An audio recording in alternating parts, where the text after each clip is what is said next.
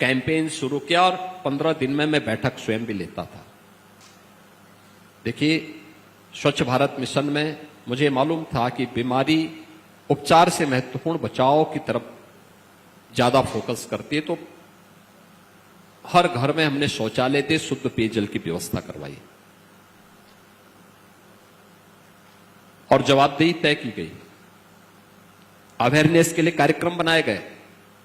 कुपोषित बच्चों, हमें मालूम था कि भाई बीमारी वहां आएगी जहां कमजोरी होगी, तो कुपोषित बच्चे और धात्री महिलाओं के स्वास्थ्य का ध्यान दिया गया। पोषण अभियान के अंतर्गत उनको समय पे पोषाहार मिले, इसके बारे में हम लोग उस कार्यक्रम को आगे बढ़ाए।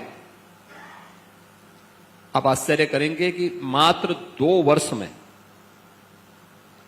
हमने बीमारी को नियंत्रित कर लिया। आज इंसेफ्लाइटिस से मौत 0 है, 0।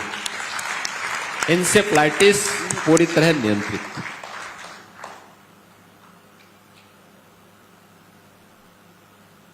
तो एक पक्ष वह जब टीम वर्क होता है, सकारात्मक सोच के साथ हम समाधान की तरफ जाते हैं तो सफलता प्राप्त होती है।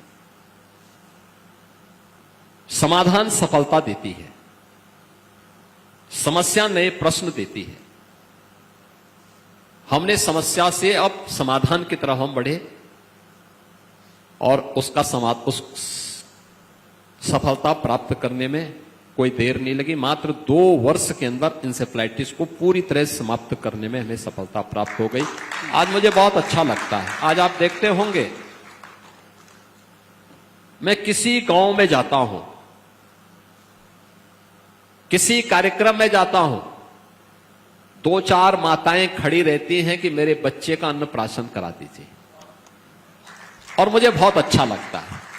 देखिए, वह बच्चा अपनी मां की गोद में रोता होगा, अपने पिता की गोद में रोता होगा, अपने दादा दादी के गोद में रोता होगा, लेकिन जैसे मेरे गोद में आता है वो हंसने लगता है। तो लोग कहते हैं सब क्या है? मैं कहता हूं देखो, वो कह रहा है कि अब मैं सुरक्षित हूं, अब मैं सुरक्षित हूं। कोई दिन ऐसा नहीं है जिस दिन कोई ना कोई मां बाप ऐसा ना आता हो, और दोनों लोग आते हैं। और मुझे बहुत अच्छा लगा उन बच्चों को देख करके, उनकी हंसी को देख करके मुझे अच्छा लगता था। पहले 15 जून से लेकर के 15 नवंबर के बीच पूर्वी उत्तर प्रदेश में हर परिवार में दहशत होती थी, पता नहीं कौन बच्चा इस बीमारी की चपेट में आ जाए।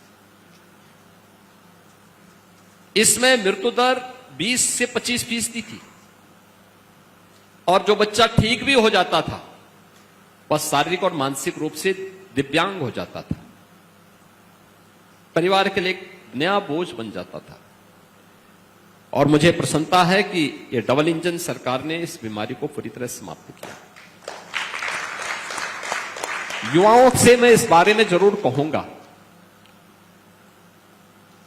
कि उसको विपरीत परिस्थितियों में धैर्य नहीं खोना चाहिए। आप सोचो, अगर हमने इंसेफ्लाइटिस के खिलाफ जो कैंपेन प्रारंभ किया था और 3 दिन तक का मीडिया ट्रायल चला था, अगर मैं उससे हिम्मत खो लेता तो कभी हम सफल नहीं होते, कभी नहीं होते। आलोचना ये जीवन का हिस्सा है, वो हमें सीखने की एक प्रेरणा देता है। हम उससे बहुत कुछ सीखते हैं, हमें वो सचेत भी करता है। हां, आलोचना सकारात्मक भाव के साथ होता है तो आलोचक की गरिमा बढ़ती है। आलोचना नकारात्मक भाव के साथ होता है तो उसकी गरिमा भी और उसकी विश्वसनीयता भी कटघरे में खड़ी होती है, हमारी नहीं। हम अच्छी आलोचना को स्वीकारें और उसके अनुरूप अपने आप को तैयार करें।